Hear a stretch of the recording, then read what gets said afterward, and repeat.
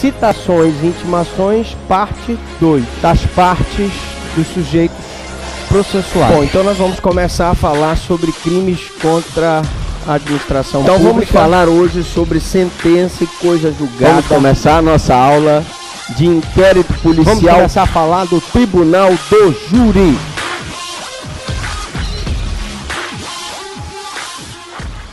Então vamos hoje começar o nosso curso de procedimentos especiais do CPP, parte 1.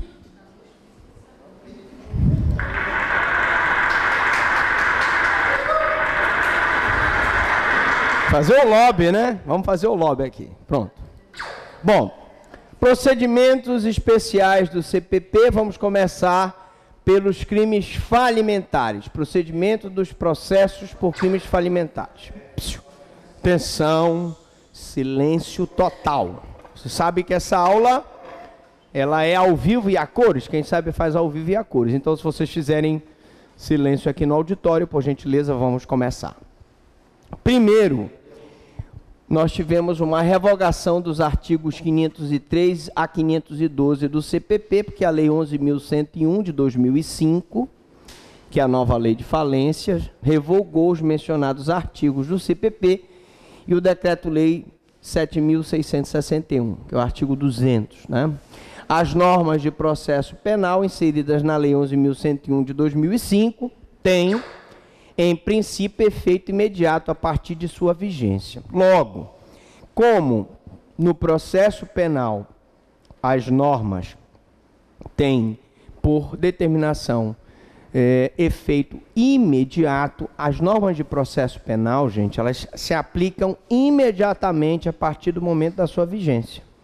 Então, a partir do momento em que houve a modificação legislativa em 2005, eu passo, então, a não aplicar mais os dispositivos do Código de Processo Penal e passo a aplicar os dispositivos do procedimento previsto na nova Lei de Falências, tá?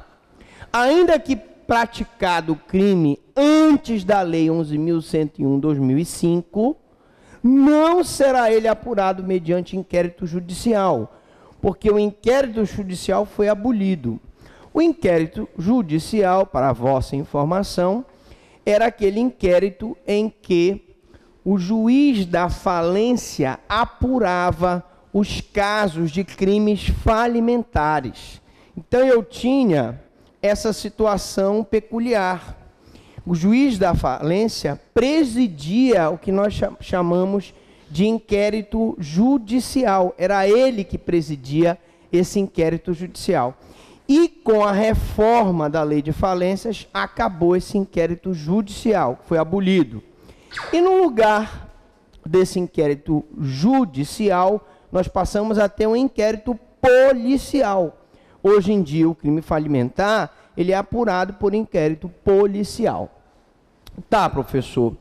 Qual é o prazo para o oferecimento da denúncia de crime falimentar? A regra, ela segue a regra geral do processo penal, ou seja, 5 dias para oferecer a denúncia se o réu estiver preso e 15 dias se ele estiver solto. Nós já aprendemos já na aula de ação penal de que quando o réu está preso, recebido o inquérito, o Ministério Público tem 5 dias para oferecer a denúncia. Se ele estiver solto, ele tem 15 dias. Qual o juiz competente para processo dos crimes falimentares? Será o juiz criminal. O que mudou? Mudou que antigamente era o juiz falimentar, que já tinha atribuições para julgar a processo de falência, que é um processo cível. E ele que julgava os crimes falimentares e a questões envolvendo a falência. Hoje não. Hoje a parte de crimes falimentares vai ser processado e julgado perante o juiz criminal. E o rito a ser observado é o rito sumário. Nós falamos já, se você não aprendeu, vamos só recapitular sobre o rito sumário. nós dissemos que nós temos o rito ordinário, que é aplicável naquelas sanções penais com penas superiores a 4 anos. Temos o rito sumário, que é aquele que é aplicado quando a pena ela é inferior a 4, mais superior a 2 anos, porque se for menor de 2 anos ou for contravenção, eu aplico o rito sumaríssimo, que é o rito dos juizados especiais. Vimos que no processo sumário, tecnicamente falando, o rito sumário, o procedimento sumário, nós temos o inquérito, a denúncia do Ministério Público nesse prazo, a citação do acusado para ele apresentar a resposta à acusação no prazo de 10 dias, o despacho saneador, onde o juiz não só saneia o processo, como também pode ou não receber a denúncia do Ministério Público. E aí nós temos aquela audiência concentrada que nós explicamos quando falamos de rito sumário, que vigora o princípio da rapidez, né? E que deve ser os atos processuais praticados não mais tardar em 30 dias, sob pena de gerar constrangimento ilegal caso o acusado esteja preso. E nessa audiência nós vamos ter o depoimento da vítima, a oitiva das testemunhas de acusação, a oitiva das testemunhas de defesa, o interrogatório do acusado, os debates orais, 20 minutos para a acusação, 20 minutos para a defesa, prorrogável por mais 10 minutos, e a sentença, que deverá ser prolatada em audiência ou 5 dias depois. Feita essa breve recapitulação, só para voltar aqui, se eu tiver um crime falimentar, o processo de julgamento do crime falimentar será apurado pelo juiz criminal e será adotado o rito sumário. Classificação dos crimes falimentares. Fácil, muito fácil, tranquilo, né? Os crimes falimentares se classificam quanto ao sujeito ativo próprios, quando praticados pelo falido ou devedor, impróprios, quando cometidos por outras pessoas envolvidas na falência. Eu posso ter um crime falimentar praticado pelo credor, um crime falimentar praticado pelo administrador judicial, um crime falimentar praticado pelo perito, um crime falimentar praticado pelo juiz da falência. Posso. Então, recapitulando, a classificação. Os crimes falimentares são próprios quando praticados pelo falido ou pelo devedor e são impróprios quando praticados por outra pessoa que não o falido. Beleza? Fácil, tranquilo.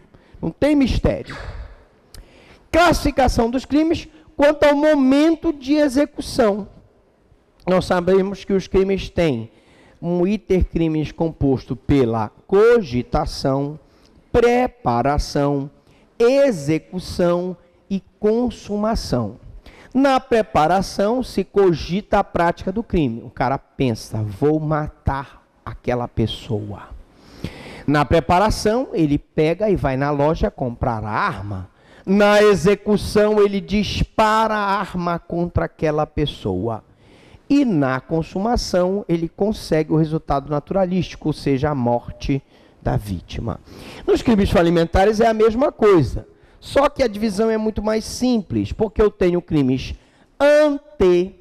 antefalimentares, por favor corrijam lá, antefalimentares, cometidos antes da decretação da quebra ou da falência, e os pós-falimentares, né, são aqueles ocorridos após a sentença declaratória de falência. Repetindo, os crimes são quanto à execução do crime falimentar, antifalimentar, antes da decretação da sentença de falência, e pós-falimentar, após a sentença declaratória de falência. Princípio da unidade, unicidade ou universalidade dos crimes falimentares. Senhores, o crime falimentar é sempre uno, embora múltiplos os dispositivos penais da lei de falência violados pelo falido. Vamos explicar o que é princípio da unicidade. Esse princípio da unicidade, gente, ele não só vigora nos crimes falimentares. Ele vigora também nos crimes da Lei de Drogas, 11.346/03. Ele vigora no Estatuto do Desarmamento, 10.826/03. Ele vigora, enfim, em outras legislações. O que é a unicidade do crime falimentar? O que é a unicidade de um crime? A unicidade ocorre quando, na figura típica, existem vários tipos penais e a pessoa praticando um ou mais tipos penais só responde por um único crime. Vou exemplificar. No crime de tráfico, por exemplo, eu posso importar, exportar, conduzir, depositar, guardar, transportar. Aí você me pergunta, professor Franklin, tá bom, e se a pessoa importou e exportou, transportou a droga, depositou a droga, guardou a droga, ofereceu para outra pessoa a droga, para cada conduta dessa, o traficante responde por um crime? A resposta é não. Pelo princípio da unicidade, mesmo que ele pratique várias condutas do tipo, ele só responde por um único crime. Princípio da unicidade.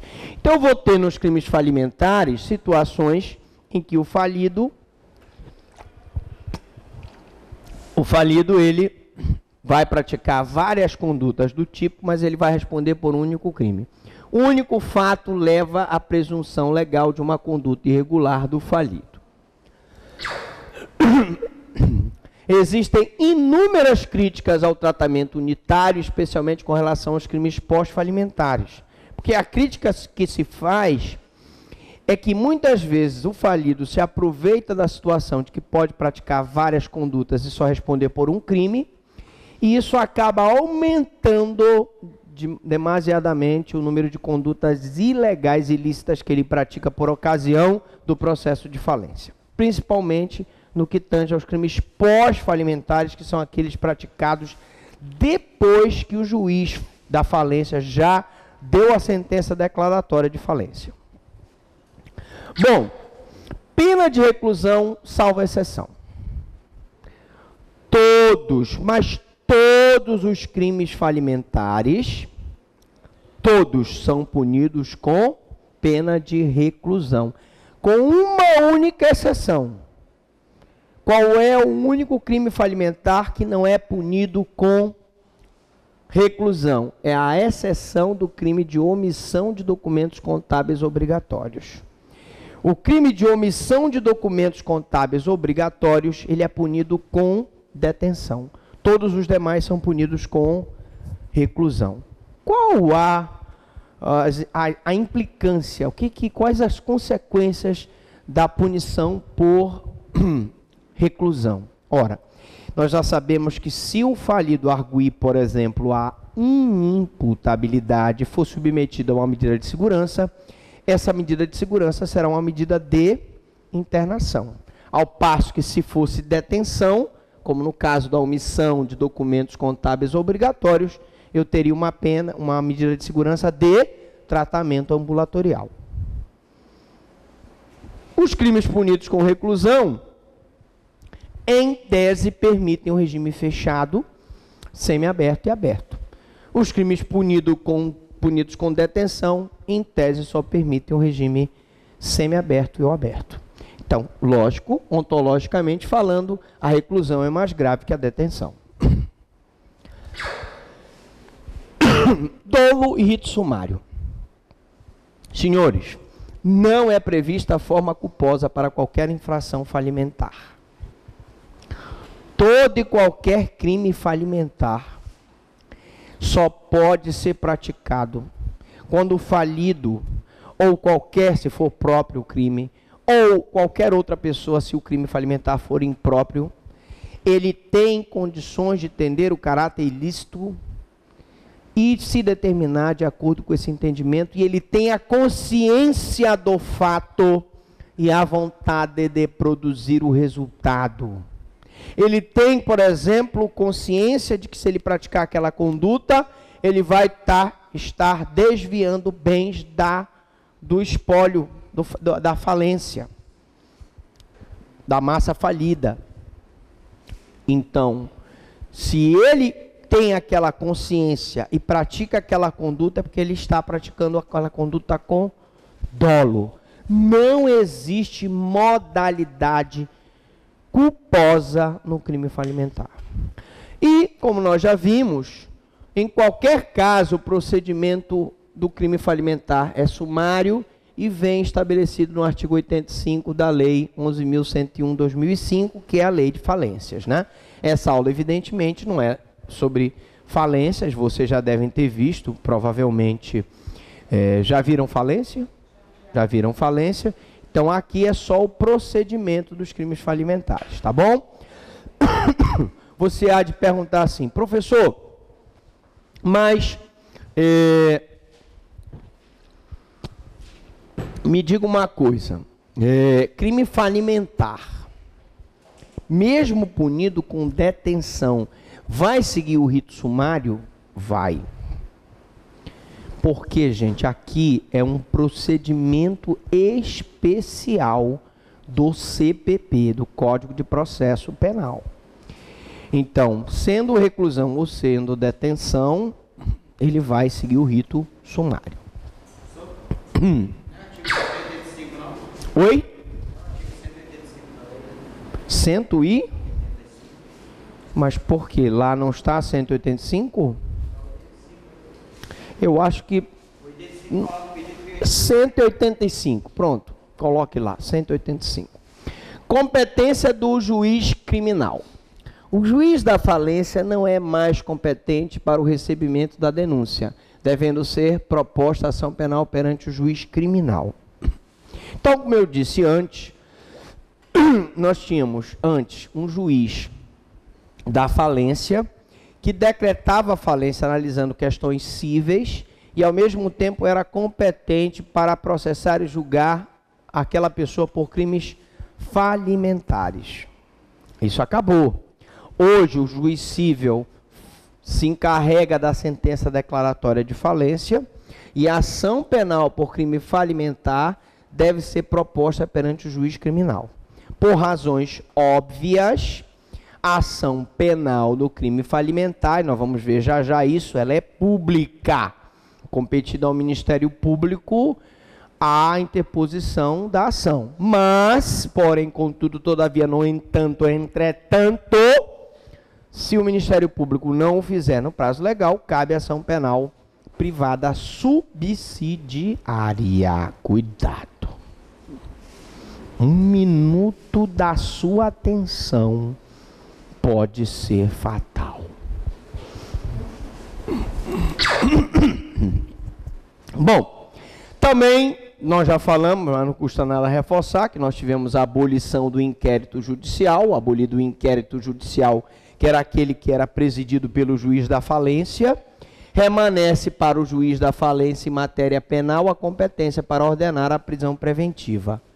Professor, quer dizer o seguinte, o juiz da falência, ele não pode processar e julgar os crimes, mas se ele tiver conhecimento de um crime, ele pode decretar de ofício a prisão preventiva e oficiar, remeter os autos ao Ministério Público para que o Ministério Público possa entrar com uma ação por crime falimentar? Pode. Só pode. Prisão preventiva. Relatório circunstanciado. Incumbe ao administrador judicial. Quem é o administrador judicial? É aquela pessoa incumbida pelo juiz de administrar a massa falida, né? Os bens da empresa que está em processo de falência, né? Apresentar ao juiz relatório circunstanciado a respeito das causas e circunstâncias que conduziram à situação de falência. E nesse relatório circunstanciado, feito por um técnico, uma pessoa que entenda de auditoria, de contabilidade, e nesse relatório é que ele vai constatar ou não algum crime falimentar, geralmente relacionado a fraude contra credores, a desvio de bens da massa falida e etc. Tá? Nesse relatório, se for constatado o crime falimentar, o juiz vai encaminhar os autos ao Ministério Público para oferecimento da denúncia, né? Decretada a quebra ou concedida a recuperação judicial, se o MP constatar que há nos autos, e aí, diga-se, principalmente no relatório circunstanciado, indícios da prática de crime, deverá oferecer denúncia se suficientes os elementos existentes. Atenção! O Ministério Público só deve oferecer denúncia por crime falimentar se estiverem nos autos configuradas provas suficientes da autoria e da materialidade. A materialidade se dá com esse relatório contábil. Inquérito policial. O MP pode requisitar a abertura de inquérito policial se entender necessária a investigação para obtenção de outros esclarecimentos e elementos de prova. Bom, gente, aqui é muito simples, né? Nós já explicamos que, em linhas gerais, o Ministério Público ele tem 3 opções, né? Ele pode denunciar, ele pode pedir diligência, e aí é a polícia que vai atrás de outros elementos de prova de crime falimentar, e ele pode, se não houver prova, ele pode pedir o arquivamento. Essa denúncia ela vai se basear no inquérito policial.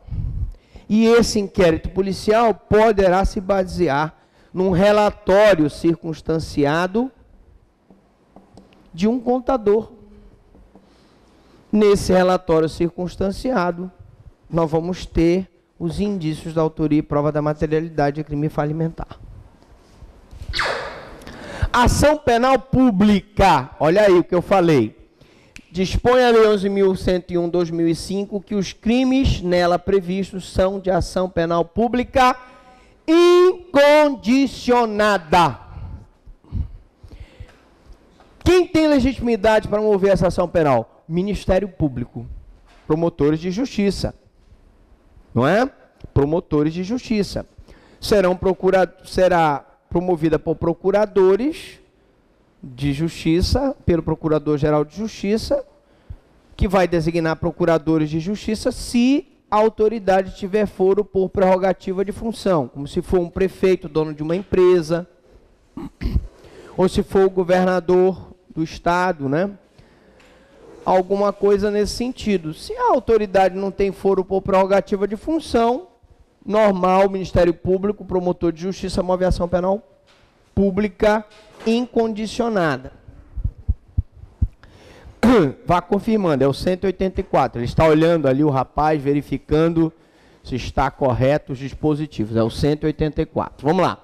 A ação penal privada subsidiária pode ser proposta por qualquer credor habilitado ou pelo administrador judicial no prazo decadencial de 6 meses após o escoamento do prazo previsto para a denúncia. Professor, então aí nós temos uma inovação aí, né? Sim, existe a possibilidade de propositura de ação penal subsidiária. Se o Ministério Público não oferecer a denúncia que é dele, porque a ação penal é pública incondicionada, aí quem poderia então mover essa ação penal privada subsidiária? Por exemplo, os credores, né, que têm interesse que o falido seja punido pelos crimes falimentares que ele praticou. Por exemplo, então, o próximo passo da aula é dizer que eu tenho recurso em sentido estrito da rejeição da denúncia, que proporcionará ao órgão do MP a interposição de recurso em sentido estrito. Senhores, aprendam logo. Toda e qualquer decisão que rejeita a denúncia se submete a recurso em sentido estrito. Toda decisão que rejeita a denúncia é atacada por recurso estrito ius. Bom, tem mais um detalhe. Assim como todas as demais denúncias, a denúncia por crime falimentar, nela vigora o princípio do indúbio pro societate. Toda denúncia, quando é oferecida por ocasião do recebimento ou não perante o juiz tem que levar em consideração que o indúbio é pro societate, ou seja, se o Ministério Público ofereceu a denúncia, mesmo que haja um indício, a dúvida sobre a culpabilidade do réu, se recebe a denúncia. Porque a sociedade tem interesse em que o crime falimentar seja punido. Tá certo? Rito sumário. Optou o legislador pelo rito sumário, procedimento mais célere e aplicável a princípio a delitos menos graves, apenados com detenção, embora os crimes previstos na nova lei sejam punidos com pena de reclusão. Professor, o senhor disse que todos os crimes falimentares são punidos com reclusão, só temos um punido com detenção. Mas não é incoerente punir um crime punido com reclusão tramitando por um rito sumário? Não teria que ser o rito ordinário? Senhores, realmente é incoerente, mas vocês têm que observar que se trata de um procedimento especial de jurisdição contenciosa e que o Código, pela relevância de ser um crime falimentar, optou pelo procedimento sumário, que é mais célere do que o procedimento ordinário, embora ambos sejam procedimentos comuns. Então, possibilidade do rito ordinário. Tá bom, professor, mas suponhamos que o juiz é um cara desinformado. Não estudou muito, não foi aluno do professor Franklin de processo penal e, consequentemente, não sabe que crime falimentar segue o rito sumário. E ele, então, aplica o rito ordinário. Mudou o rito, aplicou o rito ordinário. O juiz é ordinário mesmo, aplicou o rito ordinário. Bom, a adoção, porém, do rito ordinário não enseja a nulidade do processo por possibilitar mais amplo exercício do direito de defesa. O rito ordinário é mais lento, o rito ordinário tem mais chance de procrastinação, mas não gera nulidade, porque ele dá mais amplitude de defesa. Portanto, se cair na prova uma questão sobre a mudança de rito, vocês já sabem que isso não gera nulidade absoluta. Aplicação subsidiária do CPP. Prevê expressamente a Lei 11.101/2005 que se aplicam subsidiariamente as disposições do CPP que com ela não forem incompatíveis. Nós estamos vendo aqui uma incompatibilidade. Se os crimes são punidos com reclusão, a maioria deles deveria ser aplicado o rito ordinário, porque a maioria deles, teoricamente, poderia ensejar uma pena superior a 4 anos. Mas como é um rito especial, se aplica o procedimento sumário. Lógico que os outros dispositivos, no que tange a prova, no que tange a oitiva da testemunha, o depoimento da vítima, o interrogatório do acusado, são iguaizinhos, normais, tranquilos. Beleza? Ação penal depende de requisitos. Eu disse para vocês que a ação penal ela é pública incondicionada. Mas ela tem sim uma condiçãozinha de procedibilidade, que não é nem a representação da vítima e nem a requisição do ministro da Justiça.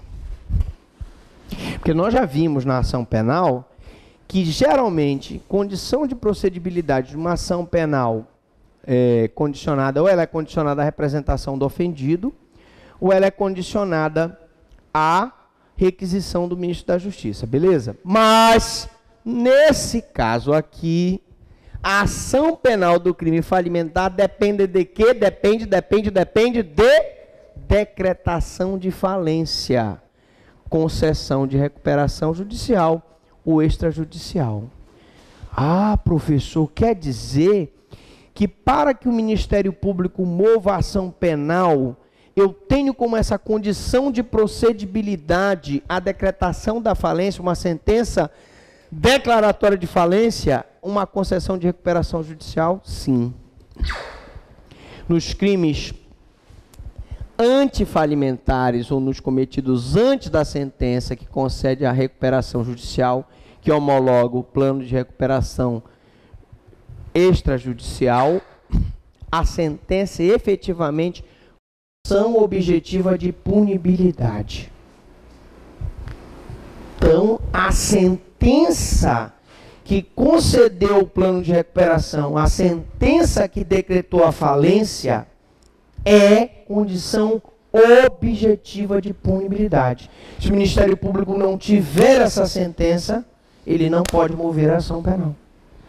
Porque é a sentença que vai declarar a falência e que vai ensejar como efeito da sentença condenatória, isso a sentença penal transitada e julgada, evidentemente, que vai ensejar o reconhecimento do crime falimentar. Se não houve sentença, não houve reconhecimento do crime falimentar, o Ministério Público, em determinadas hipóteses, não pode ajuizar a denúncia por falta desse requisito.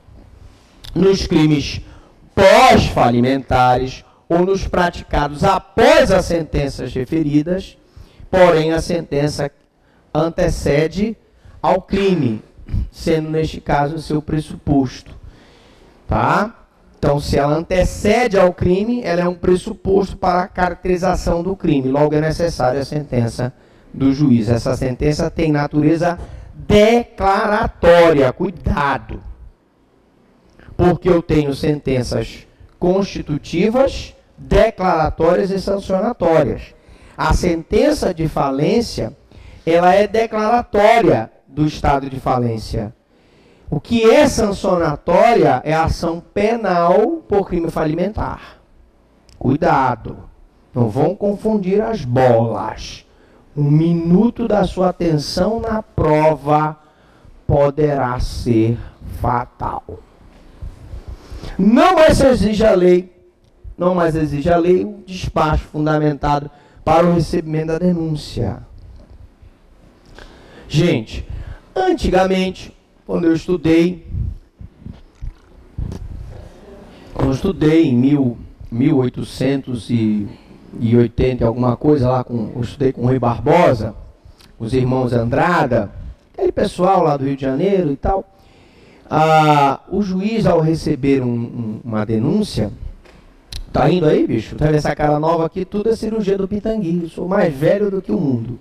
Bom, antigamente o crime falimentar exigia uma sentença fundamentada, muito bem fundamentada, devido à gravidade de um crime falimentar. Hoje em dia, gente, desde que o juiz fundamente, simplesmente, de que existem indícios da autoria e prova da materialidade do crime falimentar, até porque, gente, ele não precisa fundamentar que a própria sentença de falência é o fundamento dele. Na maioria das vezes, você pega um processo, está escrito, o juiz só coloca assim: receba a denúncia do Ministério Público em todos os seus termos. Cite-se a parte para apresentar a resposta à acusação no prazo de 10 dias. Só isso. Então, não há nenhum problema se o juiz não fundamentar o recebimento da denúncia. Tá? Cientificação do MP. O juiz da falência, ou da recuperação judicial, ou da extrajudicial, diante do surgimento, em qualquer fase do processo, de indícios da prática de crime falimentar, deve proceder à cientificação do MP. Cientificar, dizer, ó, senhor promotor, nós analisamos aqui, está aqui o auditor, fez esse relatório circunstanciado e descobrimos que existe crime falimentar. por favor, estamos mandando para o senhor avaliar se vai denunciar, se vai pedir diligência para abertura de inquérito, se vai pedir o arquivamento, tá? Mas nós achamos que existem indícios, tá? E, evidentemente, que vale aquilo que nós já explicamos em relação ao Ministério Público.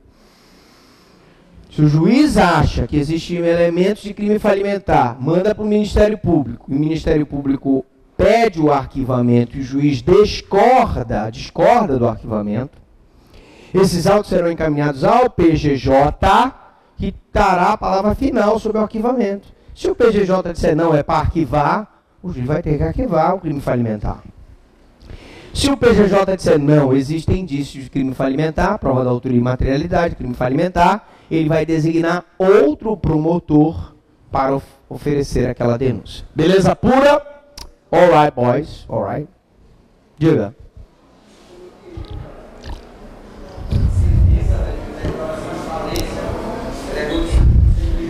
Objetiva. A sentença é condição de procedibilidade para a denúncia.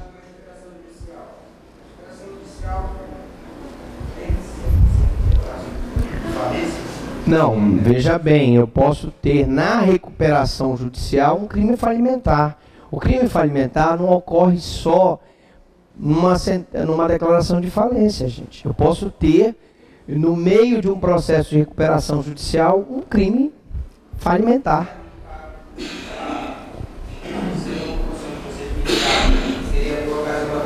Ou a declaração de falência, veja que lá está bem claro, ou uma sentença declaratória de falência, ou uma sentença declaratória de recuperação judicial. Porque eu posso ter crime falimentar tanto na falência quanto na recuperação judicial ou extrajudicial. Tá bom? Ok. Bom, intimação do MP da sentença, conforme o artigo 187, parágrafo 2º do CPP, e obrigatoriamente deve o parquê ser intimada a sentença que decreta a falência. Claro, teria que ter atribuição segundo o órgão do Ministério Público, é o promotor que atua naqueles processos de crimes falimentares. Beleza? Prazo para oferecimento da denúncia eu já expliquei, mas não custa nada recapitular, que se o réu estiver preso, ele tem 5 dias para oferecimento da denúncia e tem 15 dias se ele estiver solto ou afiançado, já que os crimes falimentares são suscetíveis de fiança. Uma perguntinha que costuma cair na prova de concurso, prova da OAB, que as pessoas não sabem, porque é muito específico os efeitos da condenação nos crimes falimentares. Quer dizer, professor, que o efeito da condenação no crime falimentar é diferente do efeito da condenação no processo no direito penal? É diferente. Por quê? Porque são efeitos da condenação por crime previsto na nova lei de falências. Item 1. Número 1. A inabilitação para o exercício de atividade empresarial. Quando o juiz dá uma sentença declaratória de falência e diz, o senhor praticou crime falimentar, o senhor não recorre, sentença transita em julgado, o senhor está inabilitado para a atividade empresarial. Professor, quer dizer que eu não posso abrir mais? Não, não pode. Pelo menos enquanto durarem os efeitos da condenação. Tá? Foi 5 anos a tua pena, durante 5 anos tu estás inabilitado de praticar essa atividade empresarial. Ok? O impedimento para o exercício de cargo ou função em conselho de administração. Vocês estão vendo aí a novela. E lá na novela, aquela empresona, bonitona, bonita, né? Com aqueles senhores de paletó e gravata, tem o conselho de administração, um puxando o tapete do outro, o filho querendo ser presidente, o outro pai querendo ser presidente, agora a derrubação, o pai puxando o tapete do filho, vai descobrir os podres do filho, o filho descobrindo os podres do pai. Mas a pessoa que é decretada através de uma sentença que tem natureza declaratória e que se reconhece o crime de falência, ele não pode participar da função do conselho de administração da empresa. Também, diretoria ou gerência das sociedades sujeitas à lei. E aí, todas as sociedades comerciais, sociedades anônimas, sociedade de economia mista, etc. Também a impossibilidade de gerir empresa por mandato ou por gestão de negócio. Você tem um mandato, você foi declarado por uma sentença por crime falimentar, você não pode gerir por mandato ou por gestão de negócio. Aí pergunta, mas professor, e qual é o prazo de prescrição do crime falimentar? Muito fácil, essa é fácil. O prazo de prescrição do crime falimentar é igual ao prazo de prescrição de todos os crimes do Código, do Código Penal, né? O prazo de prescrição do crime falimentar é calculado com base na pena cominada ao aplicado ao delito. Então, nós sabemos que, pela reforma que nós tivemos nos prazos prescricionais, hoje a prescrição mínima é de 3 anos, né? E a prescrição máxima, o prazo máximo de prescrição é 20 anos, que são crimes como o homicídio, o latrocínio, crimes mais graves, a extorsão mediante sequestro, que prescrevem em 20 anos. Então, o crime falimentar, ele se baseia nesse dispositivo do CP 110. E a reabilitação por crime falimentar também se baseia nas normas de reabilitação que estão previstas no artigo 93 e 95 do CP e deverão ser modificadas com a reforma do Código de Processo Penal, de Direito Penal e de Execução Penal. Na próxima aula, nós veremos procedimentos especiais, parte 2. Pergunto, alguma dúvida, alguma pergunta?